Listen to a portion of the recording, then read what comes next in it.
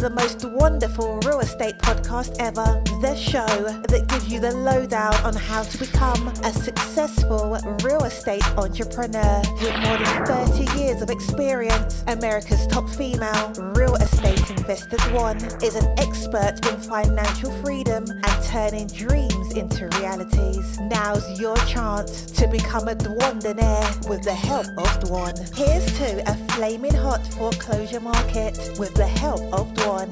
Cheers.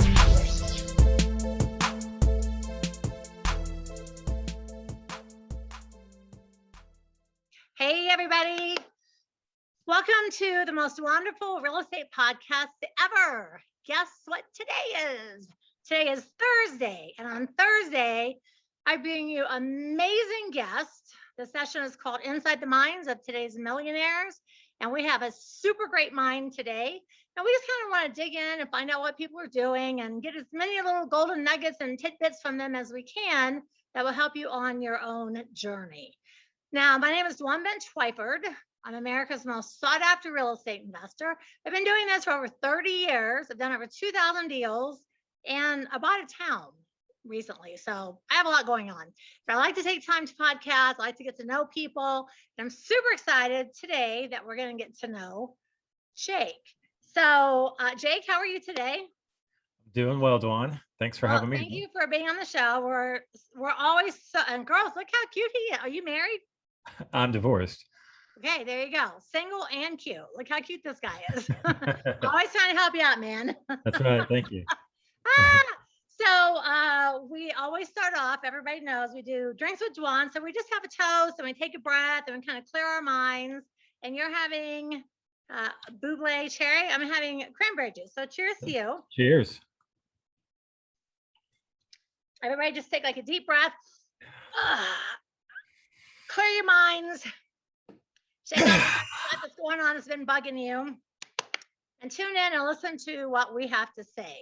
So Jake, what we like for you to do is tell us who you are, like what you do, the short version, and how we can get in touch with you. And then we're going to dig backwards and find out how you got where you're at. So basically, my Dwanderful listeners want to know, what is your deal? What is my deal? That's a good question. I'm Jake Jordan, and I love to empower and embolden leaders. That's kind of like my life statement. I just love getting with leaders and moving them forward. And from a title standpoint, I would call myself a business coach. And what I do is I go in and help particularly Christian leaders go in and find where they're stuck and give them next steps. And I work in 3 businesses. I have an agency that helps nonprofits find their next donor. I have an accelerator in Fort Worth, Texas, where we help organizations that are past the startup and getting into the scaling phase. We actually help them write out a roadmap for the next 12 months of their business life so that they grow. And then I have, of course, Dwan, a real estate business where we do overages, where when houses are sold, there is money left over. We go contact owners and help them collect that money. And oftentimes we get into pre-foreclosure and find good deals. So that's where I spend my skill set and love every single minute of it. Nice. And how do we reach you? LinkedIn. LinkedIn is where I spend most of my time. I recently got off Facebook. I got off TikTok. I got off Instagram. I got off Twitter. I'm a LinkedIn dude now. And are then, you just like full on LinkedIn? Yeah, because that's where I find most of my clients and most of my partners. And I had to get off Twitter. I couldn't take Twitter anymore. I was just like, oh, the anxiety of Twitter was killing me. It's too much. Not that close to being done with Facebook. Same problem for me. Yeah. Do you have a website? Yes, it's called impactoverattention.com. Okay, impact over. Oh, that's right. Attention. I remember I sent you the thing. That's right. .com. That's right. I was like, it took me a second to read the different letters there. Yes. Okay, I love all of that. Now, how old are you? I'm 43. 43. Okay, you're still a pup. That's right. All right, that's good. So we all like to know. Everybody likes to know about everybody's marital status, how old you are, what you got going on. Well, I like the fact that you work with Christian business leaders, because I'm sure you know I'm a super diehard Christian. Yep. And one of the things that I don't find, at least I have not interviewed a lot personally, is people that do kind of work on the Christian side of things. Mhm. Every other Sunday, I do a session on my podcast called Business by the Book. Mm. So every other Sunday, I do just a 15-minute, and the book, of course, would be the Bible. Sure. And I just talk about the things that God wants for us. Everybody thinks like, you can't be rich and you can't have this, you can't have. And it's like there's no place in the Bible that says you have to Yeah. be some poor, terrible, poverty-stricken person, and you can't have wealth, and that God doesn't want you to have good things and stuff like that. So, Yep. so I do that, and people really like that session. I love that. I love And I that. think somewhere along our way, mind, we've been taught to be like, I don't know, you have to be like poor and you can't have nice things. And, I don't know. I don't know. I just feel like that's kind of what people, do you think people still think that? Yeah, for sure. Well, I mean, Mother Teresa is kind of like the go-to, right? That's who you hold up in Christianity. So, That's but she was it. called to that. She was called to that. That's why she was that way. Yeah, exactly. She was. And I was just like, listen, I am not Mother Teresa. That's right. First of all, I have no interest in like living in the middle of nowhere and living so, and I get it. I mean, that was her thing. But Mhm. yeah, I do find that people sometimes like, oh, you make money, is that the way you think? And I'm always like, listen, I don't tell anybody what I make. I don't flaunt anything. Yep. I mean, I talk about what I do, but Yeah. Although that living room is a pretty good flex. That is really nice. That's gorgeous. So this is so everyone that's listening, also, but you'll be on in January. So when you Okay. see me in January, we haven't even decorated. This is what my house looks like all year round. So I Yeah. have like this little Christmas. This is called my Christmas corner. So Mhm. we bought because we have 4 grandkids now. So we bought like a life-size Santa. If you push his hand, he sings. Yeah. It's like halfway cute and halfway creepy. Yep. Yep. But we live in the mountains, and so like the fireplace and all the stuff, so it always looks really Christmas to me here. But if you go into any ski lodge in the mountains, they kind of look like our house. Yeah. People are like, oh, your house always looks like Christmas. I'm like, well, I think you always need to keep a little Christmas around, because it brings out. I find out it brings out like a lot of the good in people. Yeah. Of Yeah. course, there are a lot of Grinchy people too. So I don't know. That's right. That's I why would you're in the just tell mountains. people, remember, Christmas is not about presents, not about Santa Claus. Jesus That's right. is the reason for the season. That's right. It's about the spirit. That's right. Yeah, it is. It is always about the spirit. But my husband is like a super Christmas freak. So I Is he? started that little corner last year, and I thought, you know what? I'm just going to leave that up there. So I have Love it. enjoyed having it. I love But it. everyone that comes to my house is like, are you decorating for Christmas already? And it could be like March. Yep. It's like, no, that's just, it lives there. Right. That's right. It's my reminder. That's where that lives. Okay, so tell me about, I want to hear about the, like what kind of person, when you said you like to work with entrepreneurs and help them become better leaders. So, Mhm. so what does that mean? Like what kind of, and then I want to make sure we talk about overages because I Sure. have not had any guests on yet that has talked about overages. I Mhm. don't think a lot of real estate investors know that that's a thing and they know what Yep. it is. So I'm Yep. super excited that you talk about that. But I Yep. want to talk about your leadership. Like what kind of person are you looking for? Mhm. What do you help people with? Right. Because I know for a fact, I mean, I know, thousands and hundreds of thousands of real estate investors, and a lot of them are just happy to do a couple deals here and there, but some want to be leaders or start a RIA group or Right. they want Right. to open an office, but they have Right. no business skills. That's right. That's totally true.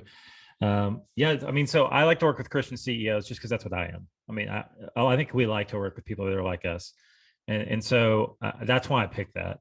And particularly, I think like your Sunday thing, right? Business by the book. I think that's important. I think when you have values and you have things that you strive for, I just think that we spend a whole lot more time thinking about our business than we do our values. And values can drive a business. The business doesn't have to like take a back seat, to values. They work really well together. And so what I end up doing, like for example, in a couple of weeks, I'm taking out 7 Christian CEOs out to a lake. And I'm just going to show them what the Bible says about solitude, why you should get quiet, why you should be in front of God and just be quiet. And the business reason, that I sold was, you've got to get away from your business and you've got to get quiet so that you can think about your business. And then guess what? If you're a Christian, we have a superpower. You actually get to tap into the maker. You get to hear, from God, and then you get to take that back bolstered and ready. So, like that's the type of things I like to do is take people out of their environments, get them thinking. Being in the real estate industry, I spent a lot of time at conferences getting away from my real estate business so that I could think about my real estate business. Yep.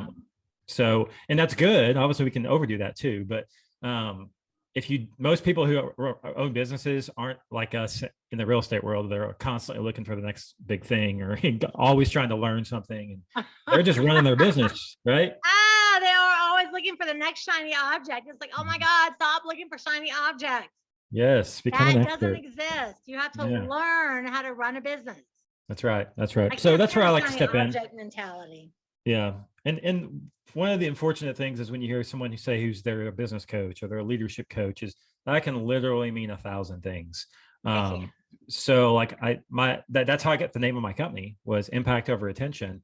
I just really help them prioritize, pick the most impactful things that they can do in the next week, the next month. I draw straight lines for people, and that's going to be different for every business. And obviously we have frameworks and all sorts of that good stuff, but that's not what it's about. It's about where are you at and what's the straightest line to the next thing. And let's start with getting you out of your business and thinking about it together. I like that. I don't think people do. That's why I like to do like the life equities and make that like a daily part of my life, because I feel like people, I think in any business, especially if you're starting, you're so focused on your business and your goals. And, I got a 1-year goal, a 5-year goal, blah, blah, blah. And you're so worried about all that. I feel like people, they get sidetracked too easy on things that may not be important, or they don't focus on the things that really are important. Like your mindset is really it's real. Your mind is your enemy. Like your mind is not your friend unless you learn to control it, and right. People will let relationships go or miss this family event because, I got to work. And they just next thing now, they're just all about work. Yeah. Yeah. What's the book, Battlefield of the Mind? That's Joyce Meyer. I just read that. So true. It's so true. I'm a major Joyce Meyer fan. Okay, cool. Well, I think the idea, as you get older and as you've been through business, I've had, I think it's my 6th business I opened last year. Just as you get more experience and you get older, I think naturally, if you're a learner, you find that the mind is the ultimate variable in everything. It doesn't matter what business you're in. If you can't, I went through a great, amazing program, and it's kind of like one of these high level things that until you're ready, it's probably not going to mean that much to you. Yeah. But it's called PQ. It's positivity quotient. And this guy is a coaching coaches. And what he does is show you how to, when you're ready to do something, that's against what you think you should be doing, like you're being tempted, you're something, right? You're like, I shouldn't go down that path, but I'm going to. He shows you how to capture your mind, how to capture the moment and go, listen to me, mind. And he's got all this scientific data behind it and stuff. And so I was like, I'm at a stage where that lit me up. I was like, ooh, I want this. I want to hear this, because the mind is the ultimate battlefield. It's what makes you successful. It is. It can make or break you, really. Mm-hmm. I went to I don't even remember. I was maybe in my 20s or 30s. So, and I was living in Florida. I went to this big Tony Robbins seminar. Mm-hmm. And I always loved those rah, rah, yeah, you're so on fire all day. But one of the guys, and I don't even remember who it was that long ago. But one of the guys that was speaking was talking about our negative self-talk. Uh-huh. And he said something like 75 or 80% of the thoughts that go through your head is negative self-talk. Like, I can't do this. Why did I wear that? I'm too fat. I'm too thin. I'm too this. I don't have what it takes. Just all this negative stuff. And so I remember that day being struck by that and thought, you know what?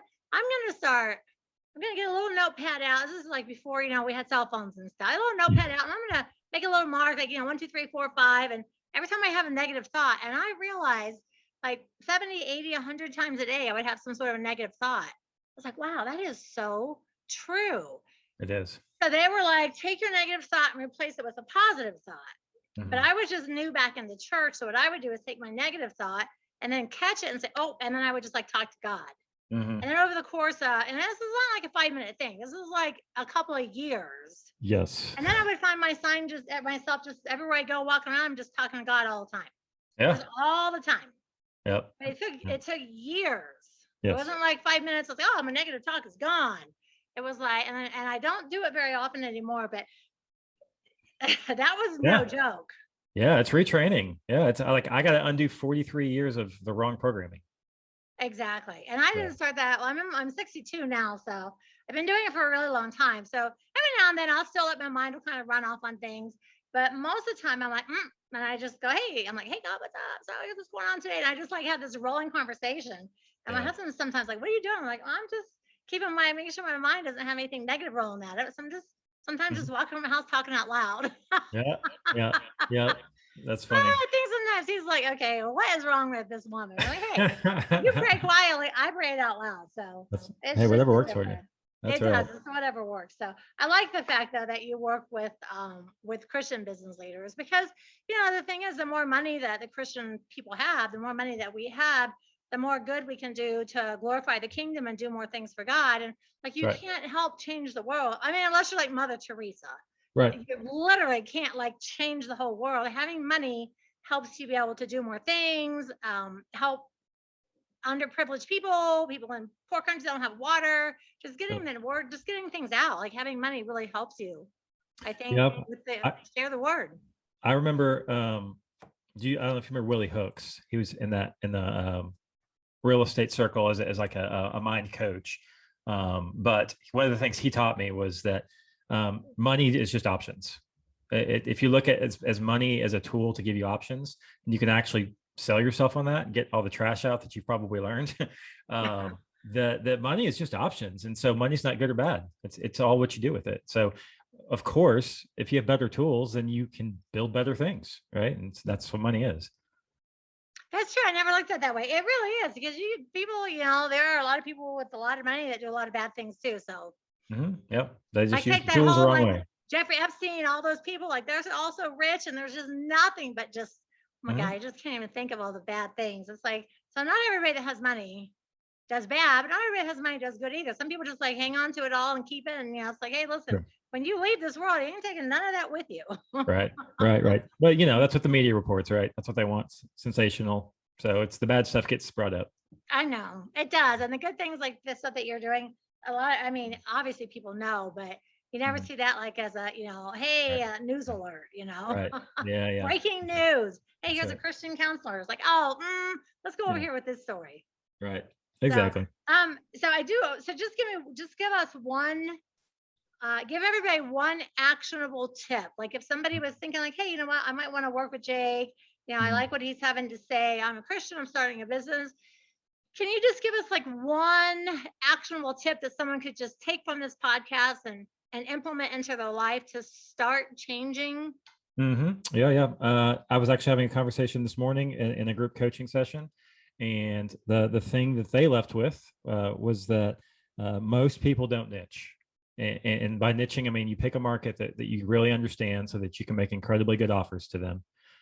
Because when you don't do that, you only hamper yourself. You just leave yourself in a place where you there's so much on the table that you're leaving on the table. And so most people don't niche. Right. Most people don't niche. And I can't remember where you started in real estate, but I feel like you were really niched when you started. At least when I heard about you, you were doing I started off as a rehabber, but shortly after I started wholesaling, but then shortly after that, I started doing short sales. And then I actually really niched in on short sales, wrote a couple books. Yep. I trademarked it. Yep. And helped like build the short sale industry because I love doing them. I was like, oh my God, this is like the most fun I've ever had in real estate investing. So I loved it. So yeah, I think that's it. The queen of short sales, trademarked and everything. That's right. That's what it was, because we bought your short sale program. I think that's how I met you. Yeah. Because we had been rehabbing and wholesaling and we're looking for something else, and you were the queen of short sales. So I'm still the queen of short sales. That's right. That's right. No, sorry. But now I've just got 25 years of doing it. It's like, oh my gosh, I've done thousands of those things. That's right. I still love them though. I still get excited today. I'm just like, oh. Yeah. It's the challenge. Yep. Well, that's the niche for you. Was the short sales. That's how you got niched, I guess. And then most people think of niching as a group, like, hey, I'm going to help these people. But a niche is like you did, is also just a problem. Like you solve a very specific problem. And it could be lots of different people, but the problem you solved was short sales. So that's what the group left with today was you can niche on a problem, or you can niche on a people, or you can combine them even if you're really good, if you're really dialed in. Yeah, I think most people don't. Most people that I meet, because I still do a lot of live seminars and workshops and stuff. And people are like, oh, I want to learn everything. I want to do everything. And, there's that old saying what is that, like jack of all trades, master of none. Right. which is true to a point. Because like after 30 years, Sure. there's literally not anything. I mean, not to sound cocky, but there's really not anything I can't do in real estate because Right. I've been doing it for 30 years. Sure. But I didn't do rentals and commercial buildings and wholesaling and short sales and overages and storage units all at the same time in the beginning because Right. you really can't learn Right. anything. I think, Right. yeah, I agree. You kind of need to find whatever it is, whatever your flavor is, the thing that like speaks to your heart, focus Mhm. on that. And then you can obviously expand. Then you expand out, but then you become multiple niched is the way I see it. Yeah. You just niche again. Yeah. We bought 20 buildings in a town where my husband grew up. And they're doing this big downtown rebeautification. We're like, oh, you know what? That'd be fun. We'll buy like a building. We'll kind of help support the downtown. And then we can't do anything small. So now we have 20 buildings. Yeah. I was like, what have we done? We like own a town. What are we doing? Yeah. But I don't know anything about really a whole town. So Mhm. now I'm training and learning all this, and everything I'm learning is new to me. So it's like, wow, Mhm. this is exciting. Because 30 years later, I'm in something completely new that Right. never even crossed my mind even 5 years ago I'd be doing. That's right. That's right. There's never something that you can't. There's not a new challenge or something you can't learn. You won't run out. So that's It's not a really problem. fun. I tell you, Yeah. it's really fun because we're opening businesses and we're renting out. Most of it's rentable space.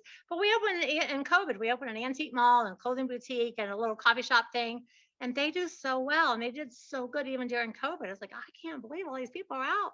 But they were Mhm. little places and shopping, and I Mhm. don't know. Now they have like music on the streets and they have parades and like all this stuff. We're kind of making it like a Hallmark town. So Nice. that's my goal is to have like my own actual Hallmark town. Yeah. Next up, you'll get the Hallmark Channel to film stuff there, right? Well, trust me, I have already started working on that. Like, y'all need to come and Okay. see what we're doing over here. So, so yeah, I guess right now I'm niching on how to re-beautify and restore downtown. I mean, there's a lot of other business owners down there too, but some of Yeah. them are just really small-minded and they only think about this is my one building, my one business. I want to do good, and they're not like, hey, let's all for the greater good of the entire downtown, let's all work together. So we're finding out that there's a lot of people that are not team players and a Mhm. lot of people who don't like the fact that they think that we just came in and took over. But it's not that we came in and took over. It's just that we do everything on a really giant scale. Mhm. That's Yeah. like just who we are. Have you seen Clarkson's Farm on Amazon? He did Top Gear, the TV show, for 25 years or something, Yeah. and he bought the farm. Yeah. It's same thing. He's doing the same thing. He's going big, right? He's got a little shop and he's got like all these different things he's building, and it's like the little town's like, you're taking over. What's going on?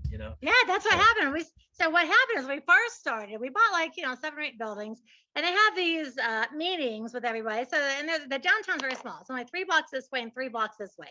And it's right on the river. So it's very tiny in Clinton, Iowa. So we kept going to these meetings with all these great ideas and we have to vote. And we kept getting everything voted down. And so I was like, all right, listen. So I talked to the girl. I said, listen, how many buildings do we need to own to have the controlling vote?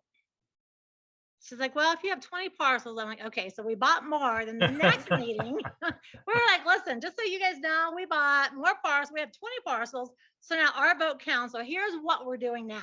So you can be in or you can be out, but you can't go against us anymore. Right. So that ruffled a bunch of feathers. But the downtown is like hopping. So it's like I couldn't get them to play. It's like, listen, if I offered to play nice for like 2 years, and y'all wouldn't play nice with me, so we just bought more stuff and took over. There you go. So it's like that. It was like bought the farm. That's right. That's right. The whole thing. It's so funny. We're going there next week. Every time I go, I'm just like, oh, some of these people, I feel the darts in my back as I walk by. Get you some bodyguards, huh? It's funny, but it's for the good of everybody. So. Yep. All right, so let's talk about let's skip channels here for a minute, and I want to talk about overages because I know I haven't even thought about them for a while. So I'm glad that you said that because it's one of those things I think I did for a while, but it never like came into sort of my circle of things that I did on a regular basis, and I kind of forgot about it, to be honest with you. So when you said it, I was like, oh my God, overages! Yeah. I forgot about those. Yeah.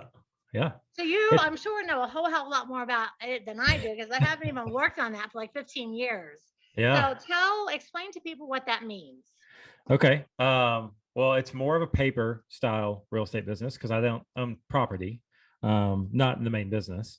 But basically, overages happen when it's either typically a tax problem, in mortgages too. Mortgages and taxes, the two main reasons you see homes go into foreclosure, or buildings, and sometimes there's trust involved and things. But overall, it's when they get foreclosed on, and they say, oh, 100,000 in back taxes, and it goes to the steps and it sells for 150,000.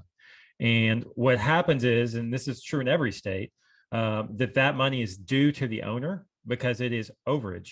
It's additional money, just like they had sold the house themselves. But the way, and I won't get too political, but the government works, is they want to keep that money. Oh, you can get all political over here with me. Okay. Everybody knows I'm a screaming conservative. So if they don't like it, they don't have to watch me. Okay, good deal. Well, the government wants your money and they think they can do something better with it. And so instead of doing their due diligence to let these people know, they send a letter, a handwritten letter, not handwritten, but like a physical letter to the address that you got foreclosed upon. So how many people still live in that house? None. They send one letter. So essentially there's no attempt to let these people know that there's money. So what happens is the money goes in a county fund or some sort of mechanism. And at the end of the year, they slide it into the state's slush fund where they can use it. Is that where it goes? It goes into the state? It does, because the county that makes their contribution to the state fund, and that particular fund, from at least in Texas where I'm at, goes straight to the state. I think the county gets to keep some of it, but the county office. You have $100,000. You have a house that they foreclosed on for $100,000, and maybe it went to the sheriff's sale, like the courthouse steps, right? Yep. Sold for $150. That $50 is supposed to go to the homeowners. It goes into a slush fund. At the end of the year, it just gets given back to the state, and the homeowners don't know that money's. See, that's the thing, because when you have a house that goes to foreclosure sale, say for $100,000, and the bank only sells it for $60, they hunt the homeowner down and say, you owe me $40,000. Yep. They hunt you down. They send you a 1099. They get you a deficiency. They hunt you till the end of time because you owe them money, but they never give you and say, hey, here's money for you. Not at all. I know. And so when that happens, this is all actually stuff published on the web now. You can find all this information on the web just by going to sheriff sites, to county seat sites, to county treasury sites. There's about 3 or 4 different ways that they call it, just depending on the county, in the state. They all have their own nomenclature, but it's all the same. It's a county or a sheriff sale, and you just go to their website, most places, and you ask for the overage list, and they send it to you. Now there are still, like in Texas for sure, they're out in West Texas, they don't have this stuff online, so I call them up, talk to them. Where are you at in Texas? I'm in Dallas Fort Worth. I'm in Fort Worth side. I love Texas. But I will have to call and talk to good old Marie and ask her, hey, can you pull this up and put it in a letter? Can you print it out and send it to me? There are a few of those around, but now my town up here in the mountains, we have Park County is a massive county. Yeah, it's an hour to get over to where the courthouse is. It's a giant county, but there's like hardly any people that live in it. Right. And nothing's online. So we made buddies with all the people, like, hey, Cindy, so can you just save us this drive? And yeah. Well, when when you're a good business person, you make relationships with those people, and then what they do is just do it for you. They're like, oh, that time of the month, I got to send, and I'll just send them an edible or flowers once every quarter, once every 6 months, something.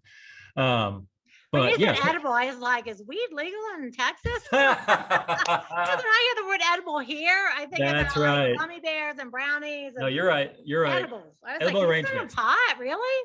There we go. Hey, you know what? If I was in Colorado, I might, if I knew them well enough.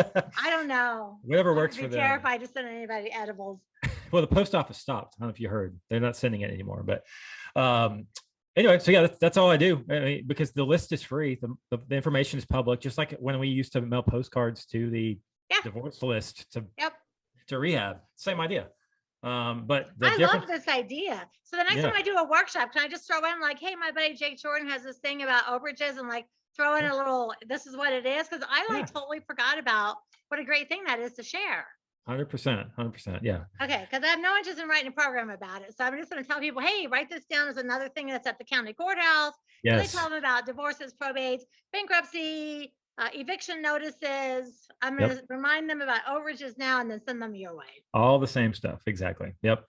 And you Yeah, have a program on that, right? You said you have a program? I don't. No, I don't. This is just my business. I just do it. You need to have a No, program on that. no, We but could you do know a what webinar. I am trying to do is I'm trying to franchise. I'm trying to create a program for people so that they can take it and license it from me, and then they can go do the business themselves. Yeah. So I am working on that this next year. I love it. Okay, so you find the overage, and Mhm. then Mhm. how do you get it? Okay, so this is where it's better than it used to be, right? Back in 2000s was I don't have to mail. I can literally find emails now. I can find them on social media and DM them. I can find, there's a lot of different ways to find people. Guess what still works the best though? Phone calls. Phone calls. work Yeah, best. door knocking and phone calls that's still the way to talk to people.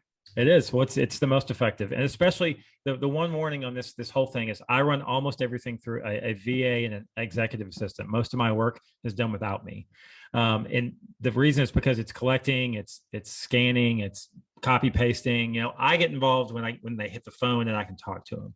Right. And the thing is people think this is spam. People think they're being spammed. I was just going to say, how many people, that's like the people that say, I am stuck in Nigeria. If you will send me, whatever amount of money, you will collect $5 million. The only reason it works, Dwan, I think, is because I have an address that they lived at, and I can light their brain up right away and go, Dwan, did you used to live at da da da da? And they'd be like, what? Huh? What? Yeah. How do you know that? It's at the county courthouse. Do you have like 2 seconds? I can tell you how I can get you some money. Perfect.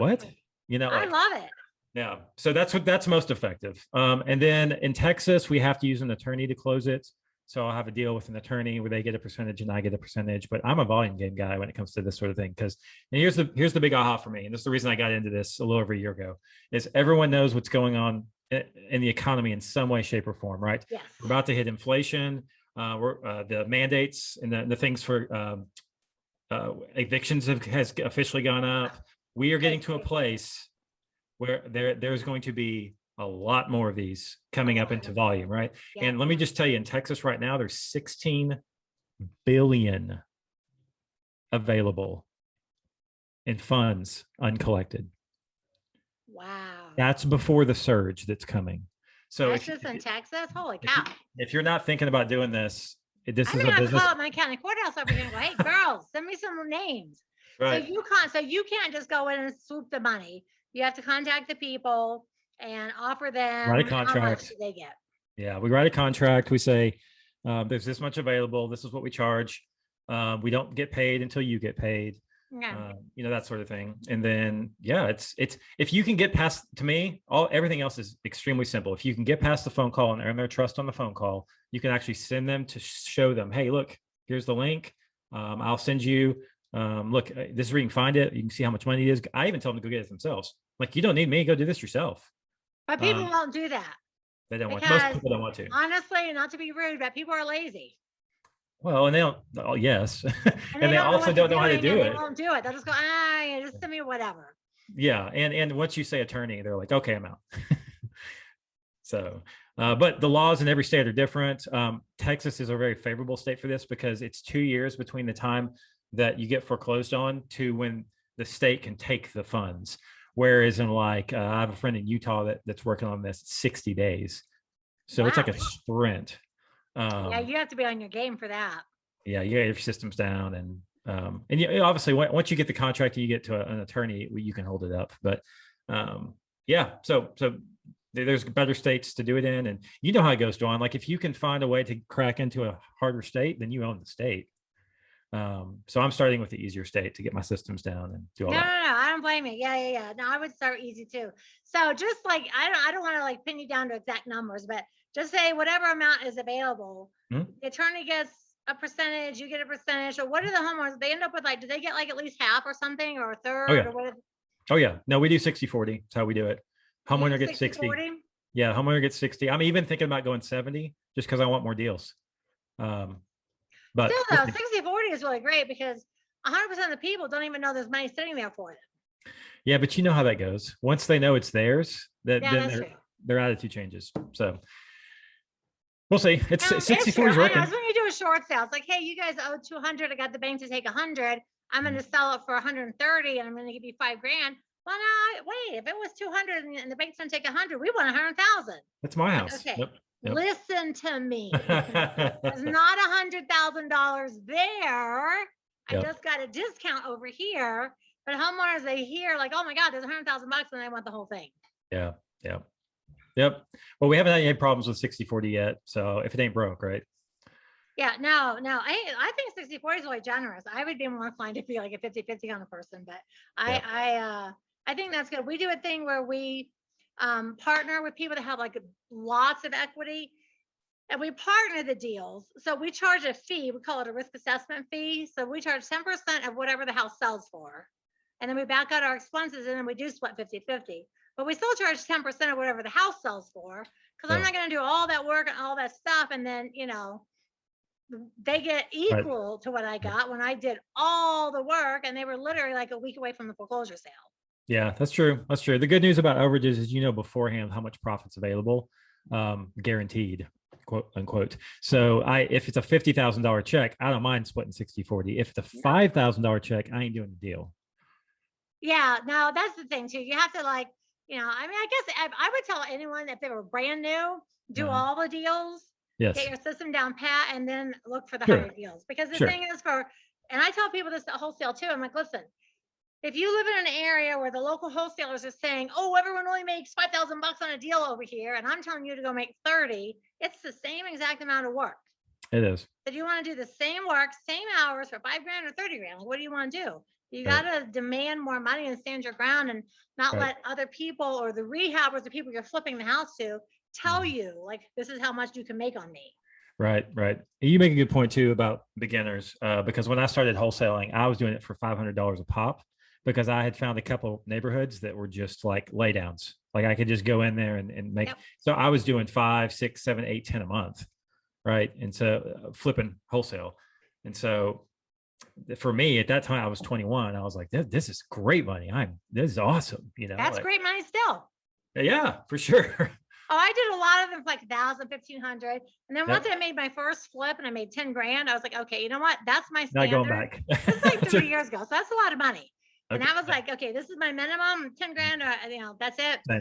Same. Yep. And somewhere along the way, you have to set a value for your time. You do. That's true. You have to set a value for your time. Okay. Sure. I love the overages. I love it. I literally forgot that it was out there.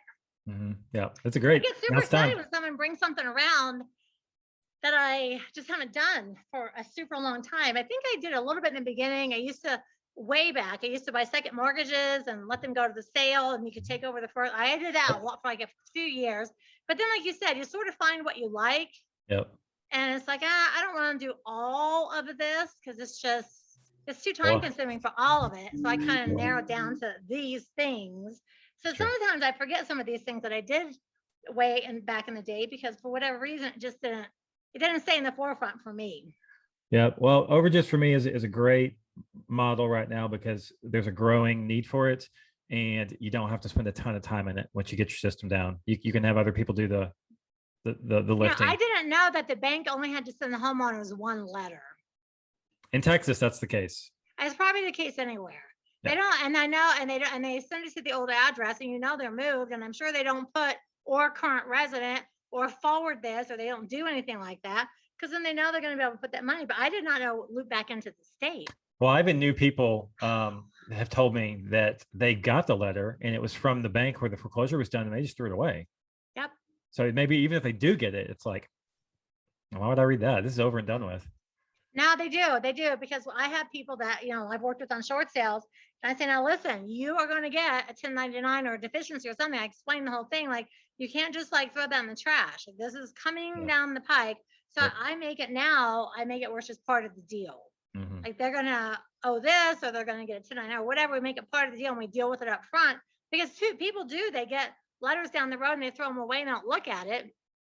Right. Next thing you know, they have this, 1099. They have an IRS issue. 100%. That's right. That's right. Well, I really love that. So how many of those deals do you think you do in a year's time? Well, I just started this year. My goal is 10, because I am cherry picking, because I'm not a newbie in real estate. But I think so. The average, so we put filters in place so that we would spend our time wisely. Our goal is to not even look at the deal if it's under 15K. Like Okay. we got to start at 15K, and I only want to spend a certain amount of time on the deal. So right now I'm not doing trusts and corporations and things just because you got to track so many different people down. And then the goal is really to make an average of 25K a deal, to do 10 deals. So I put you 250K, and my costs at the end of the year are going to be less than $30,000. Oh yeah. So it's a win. And the great thing about that I love a lot is that's a win for the homeowner. Because they lost their house, they went through the foreclosure, they went through all the mental trauma of feeling like a loser. I lost my house, I can't believe my life's terrible. And then here you come along with this windfall of money that they have no idea even existed. Well, selfishly, I get attorney to cut a physical check, and if they're anywhere within about 3 or 4 hours driving distance, I go hand deliver that check. Oh. Just because it's selfishly is such a good feeling. It is. I tell you, hand somebody a $20,000 check and be like, "Hey, I'm so glad I could help you." Me too. I know. Anytime I can help a homeowner in person, I'm always just like the feeling, because you feel so good about yourself, and it makes you feel like, you know what? I did a good thing today. I did God's work today. I did a good thing. That's right. I guess I figured out. Yeah, I love that aspect, because the people have no idea. There's no idea. And that money is just going to go back into the state for what? To pay for politicians? Likely. Yep. It's good. Start on politics. That's right. That's right. If I was a state, I would be Texas. Guns, laws, Republicans, conservatives, I would be Texas. Yep. I agree. That's why I'm here. I'm born and raised. And I love Colorado. I'm just like, oh my God, I hate that I live in a blue state. And I know that's a terrible thing to say, but up here in the mountains, everyone is very, very prepper minded. All of us have guns and dogs, and we're all very, but then in the city, you have all the, that's everywhere though, right? All the crazy people in the cities, it's like, and they have more votes than we do up here in the mountains. So up in the mountains, it's a whole different world than it is down in Denver, for sure. For sure. Yep. Like every person up here is like, listen, if there's ever a shutdown, we block off this street, this street, this street. We take turn, we patrol. Like, ain't nobody coming up here. That's right. Yep. Yeah, my parents are out in East Texas for that reason. They're way out on acreage. So. Okay, so I loved all your things today. So tell me this: what is your favorite food? Oh gosh, Mexican for sure. I love Mexican food. All of it. I kind of not sure if I could pick one thing in the Mexican food, but I love enchiladas. Mexican, that's my favorite. My husband, anytime he's like, "What do you want these? What do you want?" He goes, "Mexican." I'm like, dude, is there anything else? No, he only wants to go eat Mexican. I love food though. Like I am a fat kid in a skinny guy's body. Like I will eat any good food. I love it.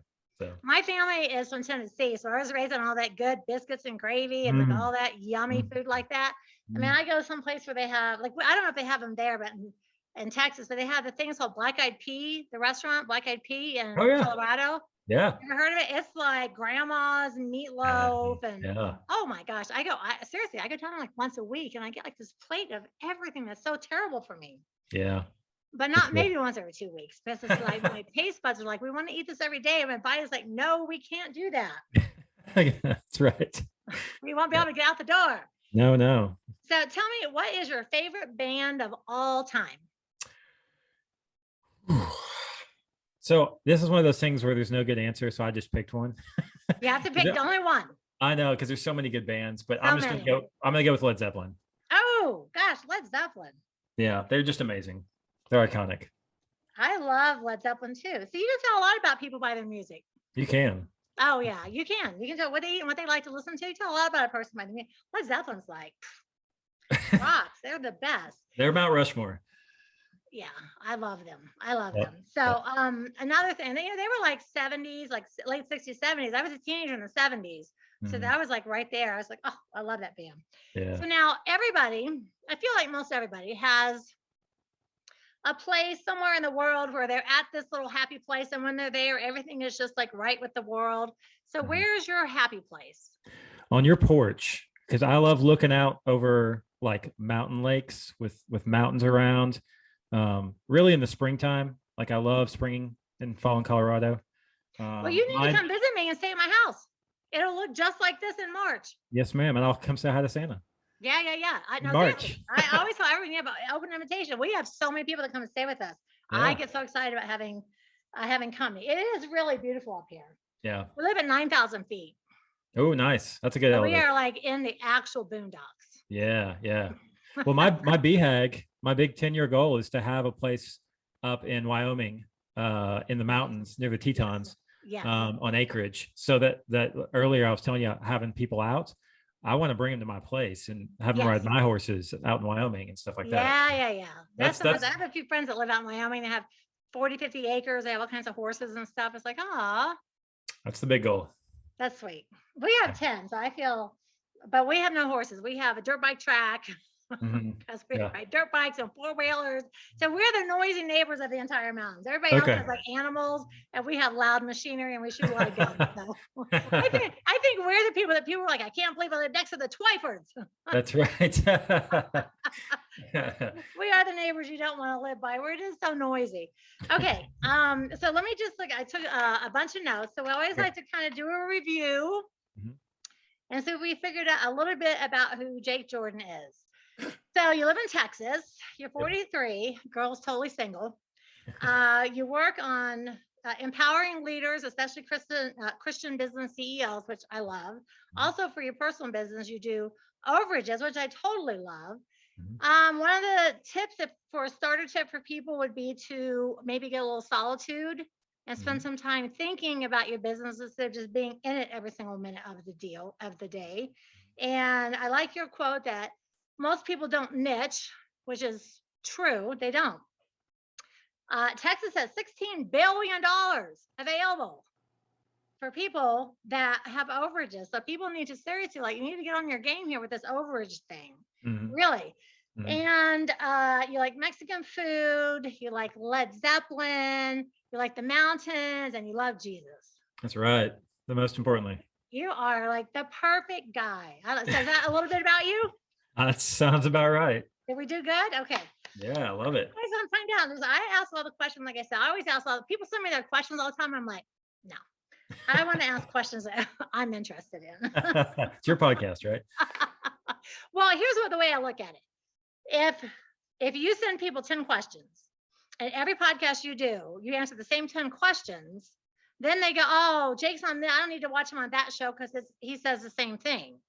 So when people say, send me your questions, I'm like, I don't have any questions. You just ask me what you want to know, because I don't want people to go, oh, I've seen Dwan. She's been on 25 podcasts.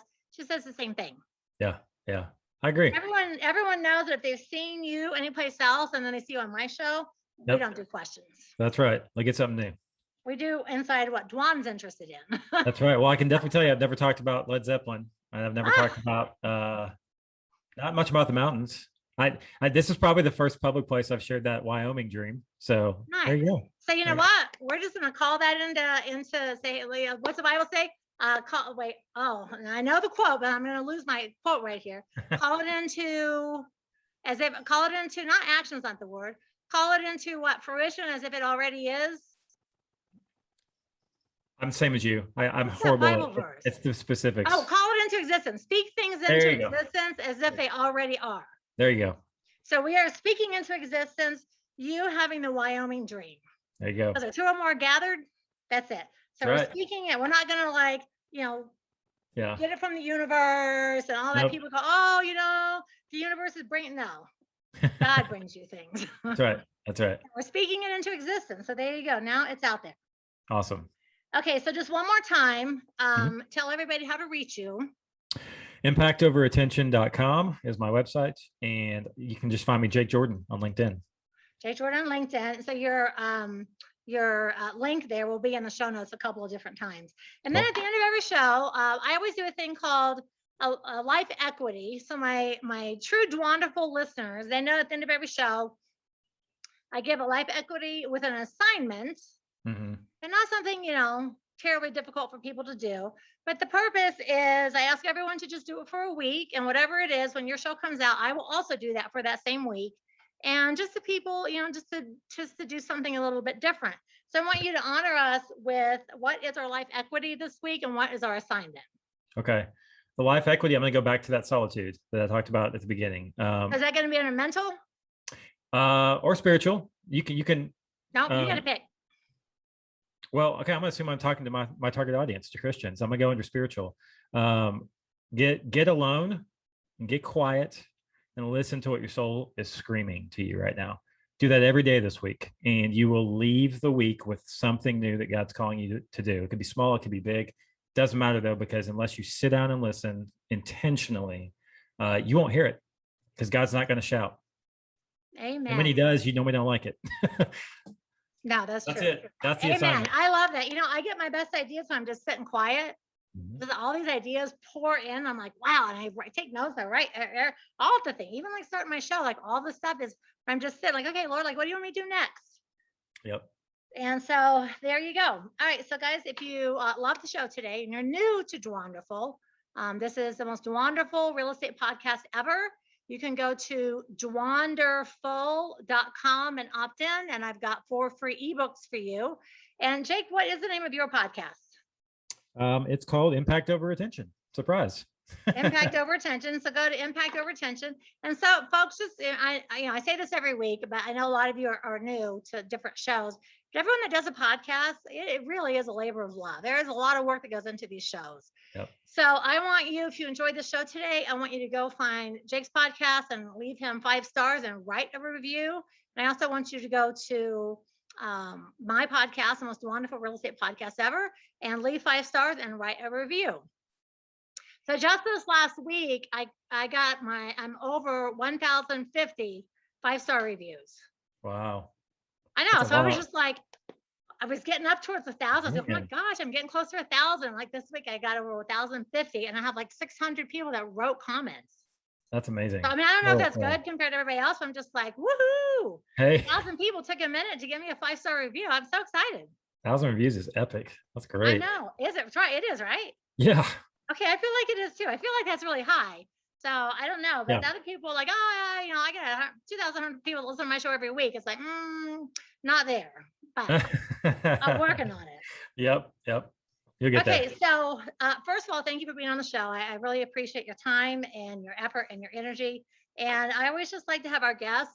Can you just leave us with like a word, a parting word of wisdom? That is good. I know it's hard to think of a word. Everybody wants to give me a 5-minute sentence. I'm like, no, a word. Give me a word. That's why I don't tell you in advance, because I want you to think. Nice. Gosh, I'm not sure if I have one word. Let's go with present. Ooh, I love Be present. That is a great word to leave us with. Be present. People are not present a lot. They're over here onto the next thing, or they're stuck over there can't get over what they did back there. Yep. And then you miss what's in front of you. That's what God's teaching me right now. So that's why I think that came up. Yeah, that's why we do our drinks with Dwan, we do our stretch, and we focus on what's happening right here, because this right now, this is the most important thing to me. That's right. Well, Jay, you are so amazing. You're so adorable. I can't wait to come out. I'm going to meet you one of these days. My husband's family all lives in Texas. So I get out there and let you know. Yes. And I'm going to come and we're going to hang out and we're going to eat some Mexican, listen to some Led Zeppelin. Yeah, let's do it. Let's go. All right, everybody. Thank you again for tuning in. And we'll be back next week. Same bat time, same bat channel. And remember, the truth is in the red letters. Okay, everyone. Ciao. We'll talk soon. Thank you for dropping by to the most wonderful real estate podcast ever, making real estate investment wonderful each and every time. And for more information on how to make your real estate dreams a reality, keep an eye on Dwanderful.com and be sure to become a member.